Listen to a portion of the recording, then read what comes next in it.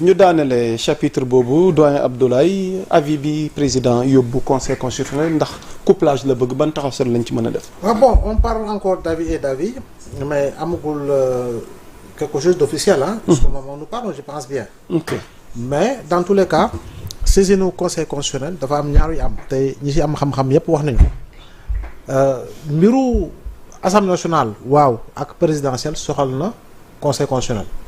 Mais en ce qui concerne les élections locales yooyu conseil constitutionnel moom du si àddu yoonam nekku si. Deuxième élément mooy proroger mandat wu député wala réduire mandat wu député. Conseil constitutionnel dafa am benn jurisprudence. Jurisprudence man la am président Macky Sall bi mu ko laajee 2016 xaw ma 2017 2016 ndax mun na wàññi mandat am conseil constitutionnel dafa ne ko munoo yokk sa mandat te munoo wàññi sa mandat. Léegi nag. tasub assemblée nationale xam nga conseil constitutionnel du àddu ne ko tasal mën nga tas. déedéet conseil constitutionnel su dee sur le principe. mais conseil constitutionnel si lu war a mën a àddu mooy lan mooy effectivement prorogation mandat ou non. Exactement. Et je pense que le conseil constitutionnel pour man ne saurait violer sa propre jurisprudence. ok ne saurait violer sa propre jurisprudence. maintenant nag bu dee dafa tas assemblée nationale. te bul fàtte même sous Macky Sall. 2 fois yu ñu proroger mandat des élus. Le président est passé par l'Assemblée nationale. Par l'Assemblée nationale. 2014 la ñu defoon élection locale yi non. kon 2019 la ñu waroon defaat élection locale. Assemblée nationale la jaaroon. Assemblée nationale moo voté ñu proroger mandat yi. yaa ngi dégg bu ñu proroger mandat yi defaat nañu 2e prorogation ñu defaat Assemblée nationale la jaar. kon fii fan nga war a mën a jaar. pour proroger le mandat des élus ou réduire le mandat des élus. parce que tamit décret convoquant le collège électoral. war na génn normalement. deuxième élément bi mooy tey jii nii boo tasee assemblée nationale au mois de novembre c'est bel et bien possible au mois de novembre. boo ko tasee tas nga 2 fois ci sa mandat mais si tu perds la majorité si tu perds la majorité yaa Moussa il n'y a qu'une seule conséquence il faudra l'assumer pleinement. mooy tu perds toute forme de légitimité te su boobaa nag à la guerre comme à la guerre lay doon oui à la guerre comme à la guerre lay doon parce que ce sera très difficile pour toi de gouverner parce que mënatoo waa tas assemblée nationale bi. ok tu devras accepter le jeu et normalement foofu noonu boo fa perte majorité lenn rek moo si war a mën a judd comme conséquence. pour l'équilibre des institutions. bonne marche des institutions mooy une présidentielle anticipée. ok une présidentielle anticipée. une présidentielle anticipée. oui ok loolu moo fi nekk conséquence Macron l'a fait non à ses risques et périls. il a bouffé combien de premiers ministres. ndax Diomaye dina ko def. non emporté par autant de motions de censure France ñaata la toog mënta am budget le premier ministre a dû recourir au 49.3 exactement donc je pense que tey jii nii institutions yi tamit ñi koy incarner foog ñu leen di respecter parce que assemblée nationale bi ñi fa nekk ñëpp autant pouvoir opposition ou tous sont légitimes. légaux parce que askan wi ñoo leen fal. ak foo mën di bokk ci assemblée nationale. ci 165 députés tous ils sont des députés. véritablement légalement yoo xam ne dañ leen fal. ils ont la légitimité et la légalité maintenant nag boo tasee assemblée si tu perds la majorité moom foofu nag moom. jafe-jafe dina fa am. ok te du doon jafe-jafe yu ndaw. surtout pas pour ceux-là qui incarneront la majorité parlementaire.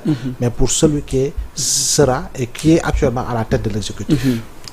alors Samuel jotuñu ci woon wax ñu bëgg cee am sa xalaat le cas des DG yi nga xamante ne récemment limogé nañ leen. ñu bokk ci seen parti alors ban taxaw seetlu lañ ci war a mën a def. waaw di ci bon am mbégte benn côté. am naqar ci sénégalais yi. noo mën a boolee naqar ak mbégte Samuel. waaw am mbégte parce que. ñun lépp loo xamante ni dafa nekk passif warul laal ci lii nekk di xew actuellement nii mais am ñeewantal ci sénégalais yi. tamit parce que imaginer sénégalais yi lu ñu wëccu woon li ñu. seppi woon li ñu dàqoon nga ñëw di ko recycler ndànk-ndànk di leen ko indi man loolu rek a ma ci métti mais bu dul loolu man awma ci dara lu ma ci parce que man président Bassirou Diomaye Faye actuellement nii je m'attends à tout lépp mën na ko def. tey kan la indi un Doura Baldé koo xamante ni 2024 moom moo ko teggi woon. parce que dafa jàppoon na ñoom ci ñu yàqoon réew mi ci la bokk. ak waa ji ñu jox DER moo nekkoon directeur u BNDE donc jàpp naa ne tey jii nekk na lu métti ci sénégalais yi. te sénégalais yi ñu ngi toog nag di ko xaar. damaa foog ne président Bassirou Diomaye Faye jàngul ci li nga xamante ni moom moo fi xew diggante 2021 ba 2024. maa ngi gis léegi ci baar bi ñu ne Samba Ndiobène Ka rejoint coalition Diomaye président. député ex-député Matar Diop rejoint coalition Diomaye président. ma ne alhamdulilahi rabbil alamin ndax ñoom seen yéene moo nekkoon rey Diomaye loolu Matar Diop moo taxaw ci assemblée wax ko nit ñi dañ leen war a rey benn yoon takk leen sànni leen ci biir géej bi te dara du xew ci biir assemblée nationale la ko waxee. ñu ngi koy fàttaliku. kon kooku yéenam jooju xanaa da ko ñëw mottali ko moo tax mu dem dugg ci coalition Diomaye président moo tax ma ne Diomaye il n'a qu'à faire attention. ok président Bassirou Diomaye Faye. il n'a qu'à faire attention ndax fi ne nii lépp a ngi daw utali ko li baax li bon li ñaaw li salte li tilim li xeebu lépp mu ngi daw tey utali président Bassirou Diomaye Faye ñii yéene wuñ ko jàmm ñii poste ba mu yàgg weer moom lañ bëgg ñii dañ cee bëgg a defar waale balaa 2029. ñii dañoo bëgg am base politique balaa 2029 ñii ku ci nekk rek ak intérêt bi la indi. man gis naa sama benn waay boo xamante ni daf ne ma moom de bu ko de gars yi ba ñu ko approché daf na leen wax leen moom enseignant la génne leen ma ci classe yi utal ma chargé de mission boo xam ne damay tëdd sama kër di fayeeku ma mun leen a gérer fi ma nekk mais tu t'imagines yaa Moussa fan la président Bassirou Diomaye Faye war a delloowaat li nga xamante ni mooy réew mi donc may waxaat sénégalais yi rek ne leen nañ jël leur mal en patience parce que aussi tamit wax dëgg yàlla mu ñu bëgg ko ñu bañ ko président Bassirou Diomaye Faye moom lañ fal mooy le président de tous les sénégalais. actuellement nii même bu fekkoon day jël paaka di ko teg suñu bur yi du ñu rey sax. danañ annoncé le lancement par thème boo ci mënee maasaale loolu parce que waxtu yi moom tey dañ koy tënk ndax final bi def suma juumul. waaw tàmbali na. loolu ci wax par thème bi waaw. ci waxeet gi la. le 8 août. ca la nar a lancé officiellement. son moom laa la wax ci waxeet gi la Dakar Arena bi ngeen woote woon. ci waxeet. lu fi indi waxeet. yàlla nañu yàlla musal ci waxeet. ku waxeet. président Bassirou Diomaye Faye. ci lan moo ne je vais démissionner de mon poste de secrétaire général de Pastef. pour être au-dessus des mêlées. pour être le président de tous les Sénégalais. moom moo waxoon avant moo ñëw mu ne président buñ la falee da ngaa war a nekk au-dessus de tous ces clivages politiques là ba tax na boo ko nekkul boo wàccee sur le terrain politique buñ lañ manqué de respect yow yaa ko teg sa bopp lii président ay kàddu président Bassirou Diomaye Faye la woon. tey. moom sa Kaffrine aussi ba mu fa ñëwee 2022 moo fa waxoon ne fii il faut que ñu bàyyi ku ñu fal rek bala nga nekk di def loola neex fi nga xamante ni mooy ci palais bi. il faut que ñuy tànn ñi nga xamante ni moom la ñuy fal. lii yëpp président Bassirou Diomaye Faye moo ñu ko waxoon. tey moom moo bëgg a génn ci loolu yëpp dem na day am parti kon donc moom moo tax keroog suñu émission bi passé ma woo procureur ne ko attention. par rapport attention. parce que nag Bassirou Diomaye Faye. le président de la République. kenn du ko manquer de respect kenn du ko jàll baat. ndax mooy suñu président ñu ñëpp. waaye nag Bassirou Diomaye Faye chef de parti. waa parti am di attaqué suñu chef de parti. ñun danañ ko attaqué.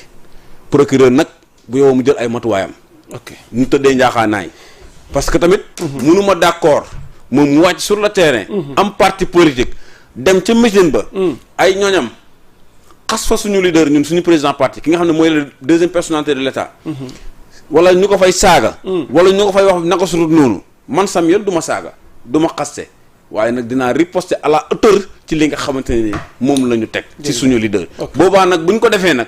procureur na maandu wala buy jàpp it na jàpp ñëpp waaye. bu mu jël ku ñële bu ñu waxee suñu président parti lu ñaaw wala lu bon. ñu bàyyi leen. ñun bu ñu riposté ñu bëgg ñoo jël ne dañ ñuy tëj ci li nga xamante ni mooy article 80. loolu kenn du ko fi nangoo que ça soit très clair. te yaa Moussa dama amoon cri de cœur. waaw boo xamante ni daf ma ça me tient à cœur. yaa Moussa duñ daanalee foofu pour tëj jotaay waxtaan cri de cœur bi ma jàll ci Ablaye wala nga enchaîner ko benn yoon. non joxal laay ba pare ma soo ko daaneel sama cri de cœur. jërëjëf grand laay le parti de Diomaye ñu foofu la ñuy daanale. waaw annoncé na ko le 8 août. tey yow en tant que observateur analyste politique tey chance am par rapport ak parti boobu muy taxawal parce que il y a une coalition derrière lui ak ñi ko rejoindre récemment ban taxaw seetlu. bon on verra bien la composition du parti d'abord. lan moo fay nekk transhumance yi lan lañ fay occuper. on verra bien après su boobaa nag dañu am une idée beaucoup plus claire. par rapport ak li nga xam moom lay teg. bu àndee. dëgg-dëgg bu ñu xoolee ginnaaw. yan kanam la ñuy gis. bu ñu gisee kanam yi est-ce que kanam yuy fàttali. yenn événement yu fi jot a xew lay doon. ok foofu tamit daañu si. en termes de mobilisation parce que Dakar Arena la nar a jëm. non mobilisation moom le pari de la mobilisation moom loolu moom faudra nga xam ne les gens iront partout pour mobiliser. ok. mobilisation moom si parti au pouvoir moom bu mu bett kenn. dana am mobilisation waaye comme Mbour lay demee de bu yéexee ñëw gars yi ñibbi de. lii de maa la ko wax bu génnee na caisse noire gi. waaw gars yi dinañ mobiliser waaye bu yéexee ñëw. gars yi dinañ ñibbi. lii moom maa ko wax lu leer bu yow 16h. wala 17h. na ñëw wax ak jaam yi gars yi tàcc ko mu dem ñibbi. bu ko defee mu dundee waale yaakaar. waaye. dina xam ne tappale yoratul réew mi. jërëjëf Samy yaa Moussa. waaw mais nag sama cri de cœur yi nag. waaw ñaar foofu la ñuy daanale allez-y vite. waaw benn bi. mooy dossier Didier Badji ak Fulbert Sambou. franchement parlant liñ ñu bëgg a jox comme excuse. vraiment du excuse dans une république normale. parce que tey mënuñoo toog ñaari gendarme benn militaire ak benn gendarme kenn ki adjudant chef kenn ki sergent ñu disparaître wala ñu rey leen ba pare amul coupable amul dara. ñu toog ba justice duñu servir ne. kii di Didier Badji dañ ko mujj attesté mort par disparition. may woo nag la gendarmerie et l'armée nationale. ñu jël dossier yi en main parce que c'est leur frère d'armes ñoom ñoo génn àdduna. merci loolu lu am solo la. aussi tamit dama gis benn information xaw ma ndax c'est vrai. xaw ma ndax c'est pas vrai. mais justice war na cee wax bu dee c'est vrai mooy maison de fonction bi ñu jox ki nga xamante ni mooy Ousmane Diagne nga xamante ni moom lañ nawee président conseil constitutionnel ñu jox ko maison de fonction boo xamante ni tey jii moom da ko léewoon ay chinois ba ay malfaiteur dem ci kër googu noonu rey ki nga xamante ni mooy chinois boobu noonu. loolu aussi justice war na ci wax lu leer naññi. parce que ñun ba ñu ñëwee. est-ce que duñu bàyyi dossier boobu ñu am ci lu ñu ci leer balaa ñu. moo tax ma ne dama utiliser ko ni ma ne bu dee dëgg la. mais dañ ko kenn weddiwu ko it. information boobu ñëwee kenn weddiwu ko moo tax ma ne bu dee dëgg la parce que man dama ko lire rek ci li nga xamante ni mooy ci presse bi. léegi nag loolu nag justice daf ñoo ci war a leeral. parce que ba ñu ñëwee ñun avec SOGEPA avec Ilimane Pouye dañoo fekk ne 16 milliards par an la état di loué ci ay édifices publics pour ces ministères ces agences et ces directions tey jii ñu ñëw def ci ay jéego yu am solo. dem ba yóbbu ko 10 milliards. tey logement de fonction yoo xam ne état du Sénégal moo ko moom ñu jox ko un fonctionnaire kooku retraité ñu bëgg ko jaayee ci franc symbolique ay 90 000 francs te loolu nekk ay millions am ay fonctionnaires yu génn amuñu kër. loolu état bi nangu woon ko gis nañ barki Dembo Ndiaye. kii di cour suprême jëlaat ko joxaat ko magistrat yooyu loolu du yoon. jërëjëf waruñoo jël ay maison de fonction yoo xamante ni état du Sénégal moo ko moom. sénégalais yi ñoo ko moom ñu koy jox ay fonctionnaires yoo xam ne retraité nañ. ba pare ëlbatiku di ko tabax di ko loué di ko jël di ko def seen poste loolu du yoon yaa Moussa. merci justice nag. man damay bañ mu joxe impression que ne mooy yàq réew mi mais ni ma gisee muy doxee nii. bu yàqee dama naan justice mooy yàq réewu Sénégal. jërëjëf doyen Abdoulaye Mbow tàggoo guddul tàggatoo. ndax tey mbokk internet ngeen baal ñu ak rek exceptionnellement pour tey donc ñu bàyyi la rek nga tàggatoo. waaw taw fexe tey si sa ñëpp incha allah. Samuel Makhtar Ba amoon nañ mbégte vraiment. waaw mbégte mi yëpp ci man la yaa Moussa di la kontaane bu baax ci invitation bi. jërëjëf di nuyu ñu doon seetaan ñëpp di leen baalu àq ci wax ji bu amee leen lu ci dëngu. di nuyu Ismaïla mi nga xamante ni moo jàppandal émission bi. jërëjëf di nuyu waa Kaffrine yëpp di leen kontaan nañ ci ñoom gis nañ mobilisation bi. te ñu ñuy xaar incha allah weekend prochain dinañ ñëw ci bande des cartes bi. jërëjëf di ko jaajëfal moom Samuel di jaajëfal doyen Abdoulaye Mbow di jaajëfal Ismaïla mi ñu nekkaloon ci xarala gi ak mboolem ñi xëy ci kër gi jàpp ci coordination bi d'ici là portez-vous bien l'actualité est en continu sur Sénégal 7 bon début de semaine jaa ngeen jëf wasalaam